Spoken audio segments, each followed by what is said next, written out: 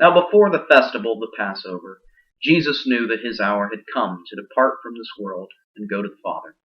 Having loved his own who were in the world, he loved them to the end. The devil had already put it into the heart of Judas, son of Simon Iscariot, to betray him. And during supper, Jesus, knowing that the Father had given all things in his hands, and that he had come from God and was going to God, got up from the table, took off his outer robe, and tied a towel around himself. Then he poured water into a basin and began to wash the disciples' feet, and to wipe them with the towel that was tied around him. He came to Simon Peter, who said to him, "Lord, are you going to wash my feet?" Jesus answered, "You do not know now what I am doing, but later you will understand." Peter said to him, "You will never wash my feet."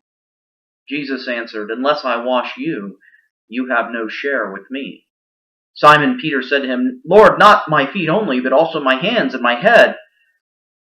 Jesus said to him, "One who has bathed does not need to wash, except for the feet, but is entirely clean.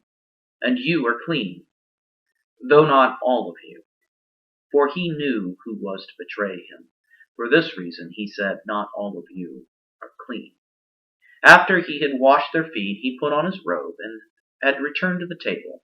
He said to them, "Do you know what I have done to you? You call me teacher and Lord, and you are right, for that is what I am. So if I, your Lord and teacher, have washed your feet, you also ought to wash one another's feet. For I have set you an example, that you should do as I have done to you.